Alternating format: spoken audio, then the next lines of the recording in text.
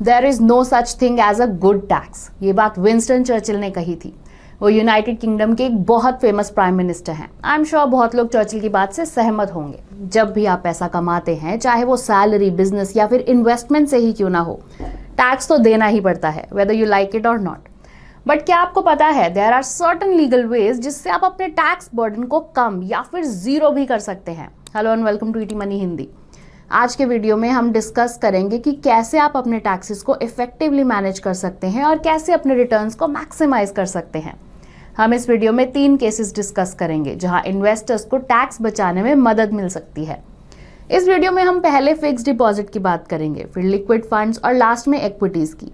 आपको जो भी सेक्शन में इंटरेस्ट है, आप डिस्क्रिप्शन बॉक्स में जाकर उस चैप्टर को सेलेक्ट कर सकते हैं। तो आइए बिना किसी डिले के स्टार्ट करते हैं।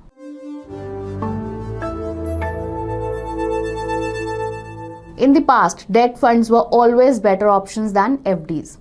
इन्वेस्टर्स को डेट फंड्स में कम टैक्स देना पड़ता था, लेकिन लास्ट ईयर गवर्नमेंट ने डेट फंड्स का टैक्सेशन चेंज कर दिया। अब फिक्स्ड डिपॉजिट और डेट फंड्स दोनों पर टैक्स रेट सेम है। तो अगर आप 30% टैक्स ब्रैकेट में आते हैं तो आपको प्रॉफिट पर 30% टैक्स देना होगा। पर फिक्स्ड डिपॉजिट और डेट फंड्स के टैक्सेशन में एक डिफरेंस अभी भी है, और ये बहुत इंटरेस्टिंग है। जब आप एफडीज में पैसा डालते हैं, आपको उसके गेन्स पर हर साल टैक्स देना होता है। मतलब अगर आपने 1000 एफडी में डाले एट 8%, तो आपको 80 रुपए पर हर साल टैक्स देना होगा, चाहे वो पैसा आपके बैंक अकाउंट में आए या ना आए। तो जब आप इनकम टैक्स फाइल करते हो, आपको हर साल एफडी का इंटरेस्ट रिपोर्ट करना होता है under the head income from other sources. Debt mutual funds में ऐसा नहीं होता। डेट फंड्स में your gains are taxed only when you redeem. मान लीजिए आपने 1000 डेट फंड्स में इन्वेस्ट किए, तो जब तक आप विड्रॉ नहीं करेंगे आपको टैक्स नहीं देना है। ये चीज डेट फंड्स को एक बेटर इन्वेस्टमेंट ऑप्शन बनाता है। आइए इसे एक एग्जांपल से समझते हैं। मान लीजिए आपके पास 1.5 करोड़ का एक अमाउंट है जिसे आप रेगुलर इनकम के लिए इन्वेस्ट करना चाहते हैं। आपकी income requirement 1 lakh per month है, which is 12 lakh per year. तो आइए देखते हैं दोनों सिनेरियोज में आपको कितना टैक्स देना होगा। यहाँ 2 असम्पशंस लेते हैं। आपको एफडी और डेट फंड्स दोनों में 8% रिटर्न मिलेगा और आप 30% टैक्स ब्रैकेट में आते हैं। दोनों केसेस में आपको करीब 12 लाख का प्रॉफिट हुआ। अज्यूमिंग आप 30% टैक्स स्लैब में हैं, एफडी इन्वेस्टर्स को 12 लाख यानी पूरे प्रॉफिट का 30% एज इनकम टैक्स देना होगा, विच इज नियरली 3.6 लाख। लेकिन डेट फंड इन्वेस्टर को टैक्स देना होगा सिर्फ 28,800, which is 30% of 96,000। Why 30% of 96,000? आइए समझते हैं। डेट फंड्स में आपको पूरे प्रॉफिट पर टैक्स नहीं देना होता। जितना प्रॉफिट आप रिडीम करते हैं सिर्फ उस पर देना होता है। यहाँ 1.62 करोड़ के कॉर्पस से आपने 12 लाख विड्रॉ किया। इस 12 लाख में आपका प्रॉफिट है 8%, विच इज 96,000। तो इसका 30% हुआ 28,800। तो जहां सेम रिटर्न कमाने के बाद एफडी में आपको करीब 3.6 लाख का टैक्स लगा, वहीं डेट फंड्स में सिर्फ 28,800 लगा। इस टैक्स डिफरेंस की वजह से अगर आपको डेट फंड्स में थोड़ा कम रिटर्न भी मिलता है कंपेयर टू एफडी, आप तब भी बेनिफिट कर सकते हैं। आइए let's move to the second way of optimising taxes.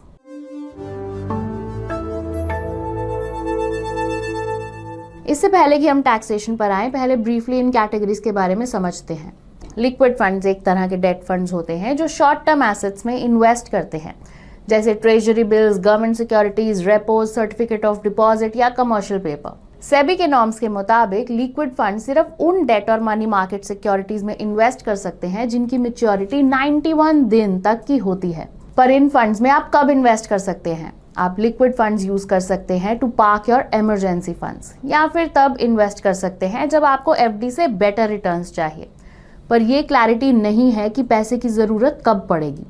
So instead of keeping in bank account, आप लिक्विड फंड्स में पैसा रख सकते हैं। Arbitrage funds are part of the hybrid fund category and invest in arbitrage opportunities. ये future and options में invest करते हैं, पर ये सिर्फ आर्बिट्राज स्ट्रैटेजी ही यूज करते हैं, which is safe. Arbitrage opportunities क्या होती हैं उसका एक बेसिक एग्जांपल समझते हैं। अज्यूम कीजिए कि बीएससी में रिलायंस का शेयर 1257 पर ट्रेड हो रहा है और एनएसई पर वो शेयर 1260 का है। ये 3 रुपए का जो प्राइस डिफरेंस है उसे आर्बिट्राज कहते हैं। तो आप बीएसई से रिलायंस बाय करके एनएसई पर सेल कर सकते हैं। फ्यूचर्स एंड ऑप्शंस मार्केट्स में भी ऐसी मिस प्राइसिंग अपॉर्चुनिटीज होती हैं जहां ये फंड्स इन्वेस्ट करते हैं। अब पिछले 3 साल के रिटर्न्स देखें तो दोनों कैटेगरीज ने 6% के आसपास प्री टैक्स रिटर्न्स दिए हैं। बट आपको बेटर पोस्ट टैक्स रिटर्न्स कहाँ मिल सकते हैं, आइए देखते हैं। लिक्विड फंड्स के केस में it is quite simple. No matter how long you hold these debt funds, आपको स्लैब रेट के अकॉर्डिंग टैक्स देना होगा। आर्बिट्राज को इक्विटी फंड्स का टैक्सेशन ट्रीटमेंट मिलता है। तो यहाँ 2 सिनारियोज हैं। अगर आप within 1 year arbitrage funds में अपने इन्वेस्टमेंट्स को सेल करते हैं तो आपको प्रॉफिट पर 20% टैक्स देना होगा। This is short term capital gain tax. अगर आपका होल्डिंग पीरियड 1 साल से ज्यादा है तो 12.5% long term capital gains tax देना होगा। पर यहाँ गवर्नमेंट ने एक रिलीफ दिया है। यू नीड टू पे taxes only on gains exceeding 1.25 lakh rupees. अगर आपके गेन्स 1.25 लाख से कम है तो कोई टैक्स नहीं देना होगा। इसका मतलब अगर आप शॉर्ट टर्म के लिए इन्वेस्ट कर रहे हैं और 20% या उससे कम टैक्स ब्रैकेट में हैं तो liquid funds could be a better option. लेकिन अगर आप 30% टैक्स ब्रैकेट में आते हैं तो आर्बिट्राज फंड्स आपको बेटर पोस्ट टैक्स रिटर्न्स दे सकते हैं। लेकिन अगर आपका होल्डिंग पीरियड 1 साल से ज्यादा है तो आर्बिट्राज फंड्स आपके लिए फायदेमंद है। 1 साल के बाद आर्बिट्राज फंड्स के प्रॉफिट्स पर आपको सिर्फ 12.5% टैक्स देना होगा। दैट टू अगर आपके गेन्स 1.25 लाख से ज्यादा हुए, मतलब 1 लाख से कम प्रॉफिट पर कोई टैक्स नहीं, respective of your tax slab. तो अगर आप इमरजेंसी फंड्स पार्क करने के लिए इन्वेस्ट करना चाहते हैं तो arbitrage funds could be a better option. आप इन फंड्स को तब भी कंसिडर कर सकते हैं जब आपके पास कैश है जिसकी आपको एटलीस्ट 1 साल तक जरूरत नहीं है। चलिए अब अपने थर्ड एंड लास्ट ऑप्शन पर आते हैं।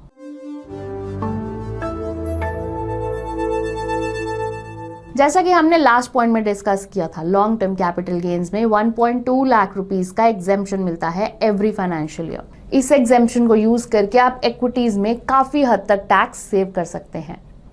ये आप कैसे कर सकते हैं, इसे एक एग्जाम्पल से समझते हैं। मान लीजिए आपने एक इक्विटी फंड में 5 लाख रुपए इन्वेस्ट किए फॉर 10 ईयर्स और आपको 12% के रिटर्न्स मिले। अब at the end of 10th year आपके कॉर्पस की वैल्यू लगभग 15.53 लाख होगी और इस पॉइंट पर आप फंड बेच देते हैं। क्योंकि आपका होल्डिंग पीरियड 1 साल से ज्यादा है, ये long term capital gain tax के लिए क्वालिफाई करता है, जहां आपको 12.5% टैक्स पे करना है। अब आपका टोटल गेन हुआ 15.53 lakh minus investment of 5 lakh which is 10.53 lakh. In gains में से 1.25 लाख पर कोई टैक्स नहीं है, तो आपका टैक्सेबल अमाउंट हुआ 9.28 लाख। 12.5% के हिसाब से आपका टैक्स बनता है 1,16,000 विच इज एक्सपेक्टेड, राइट। आप ये अमाउंट कम कर सकते हैं अगर आप टैक्स हार्वेस्टिंग का कॉन्सेप्ट समझ लें। देखते हैं ये कैसे आपका टैक्स आउट को कम कर सकता है। जैसे हमने डिस्कस किया, एक फाइनेंशियल ईयर में 1.25 लाख तक के गेन्स पर कोई टैक्स नहीं है। तो मान लीजिए आपने 5 लाख एक इक्विटी फंड में इन्वेस्ट किए। जैसे ही 1 साल कंप्लीट होता है आप फंड बेच देते हैं, फिर आप पूरा पैसा वापस उसी फंड में इन्वेस्ट करते हैं। हर साल आप ये प्रोसेस रिपीट करते हैं फॉर द नेक्स्ट 9 ईयर्स। ये करने से आप काफी टैक्स सेव कर पाएंगे। See the table on your screen for the outcome. पहला साल पूरा होने पर आपके गेन 60,000 रुपए हैं। एट दिस पॉइंट जब आप फंड बेचते हैं ये 60,000 का गेन बुक हो जाता है, लेकिन क्योंकि ये 1.25 लाख से कम है इस पर कोई टैक्स नहीं लगता। अब आप 5.6 लाख को वापस उसी फंड में री इन्वेस्ट करते हैं। इस तरह आपके इक्विटी फंड का कॉस्ट प्राइस 5.6 लाख हो जाता है। सेकेंड ईयर के एंड में ये 5.6 लाख 12% रिटर्न एज्यूम करते हुए 6.27 लाख तक बढ़ जाता है। 5.6 लाख के कॉस्ट प्राइस के हिसाब से आपका गेन लगभग 67,000 होगा। फिर से आप इक्विटी फंड बेचते हैं और अपने 67,000 के प्रॉफिट को बुक करते हैं।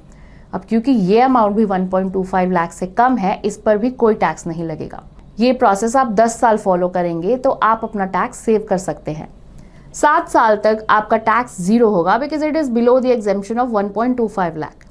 8th ईयर ऑनवर्ड्स आपको टैक्स देना होगा, लेकिन जब आप 8th, 9th and 10th year में दिए गए टैक्स को जोड़ेंगे it comes out to be just ₹9,073। बिना टैक्स हार्वेस्टिंग किए आपको 1.16 लाख टैक्स देना होगा। So this is a significant saving. इसे टैक्स हार्वेस्टिंग या टैक्स गेन हार्वेस्टिंग कहते हैं, बट डू नोट ये सिर्फ लॉन्ग टर्म कैपिटल गेन्स में एप्लीकेबल है। बट अगर आपको प्रॉफिट की जगह लॉस हो तो क्या टैक्स हार्वेस्टिंग रेलिवेंट रहेगी? The answer is yes. आइए समझते हैं कैसे। टैक्स गेन हार्वेस्टिंग सिर्फ लॉन्ग टर्म कैपिटल गेन्स के लिए काम करता है, लेकिन tax loss harvesting short term और लॉन्ग टर्म दोनों लॉसेस के लिए काम करता है। लेट्स अज्यूम आपके पास दो इक्विटी फंड्स हैं, ए और बी। आपने दोनों फंड्स में 1-1 लाख इन्वेस्ट किए 6 महीने पहले।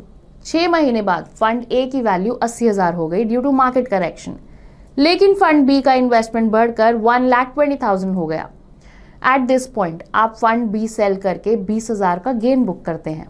क्योंकि आपने 1 साल के अंदर इक्विटी फंड बेचा, आपको गेन्स पर 20% टैक्स देना होगा। ये 4,000 बनता है।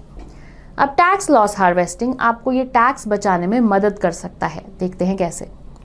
अगर आप अपना लॉस मेकिंग फंड भी बेच देते हैं तो आपको 20,000 का लॉस होगा। ये लॉस आपके फंड बी के 20,000 के गेन्स के अगेंस्ट सेट ऑफ हो जाएगा। एज अ रिजल्ट आपको बिल्कुल भी टैक्स नहीं देना पड़ेगा। ये चीज लॉन्ग टर्म कैपिटल लॉसेस के साथ भी की जा सकती है, लेकिन यहाँ इक्विटी फंड्स के केस में टैक्स 1.25 लाख से ज्यादा के गेन्स पर एप्लीकेबल होगा। एक इंपॉर्टेंट बात, आप अपने लॉन्ग टर्म कैपिटल गेन्स सिर्फ लॉन्ग टर्म कैपिटल लॉसेस के अगेंस्ट ही सेट ऑफ कर सकते हैं, लेकिन शॉर्ट टर्म कैपिटल गेन्स को शॉर्ट टर्म और लॉन्ग टर्म दोनों कैपिटल लॉसेस के अगेंस्ट सेट ऑफ किया जा सकता है। यहाँ एक इंटरेस्टिंग चीज और है, टैक्स लॉज एसेट क्लासेस के बीच कोई फर्क नहीं करते। जब शॉर्ट टर्म और लॉन्ग टर्म गेन्स के एडजस्टमेंट की बात आती है तो equity, debt, real estate, commodities etcetera से आने वाले गेन्स और लॉसेस सब एक दूसरे के अगेंस्ट सेट ऑफ किए जा सकते हैं। And this brings us to the end of this video. We hope आपको ये वीडियो यूजफुल लगा होगा, and if you did, don't forget to like, share and comment. We will be back with another insightful video soon. Mutual fund investments are subject to market risks. Read all scheme related documents carefully.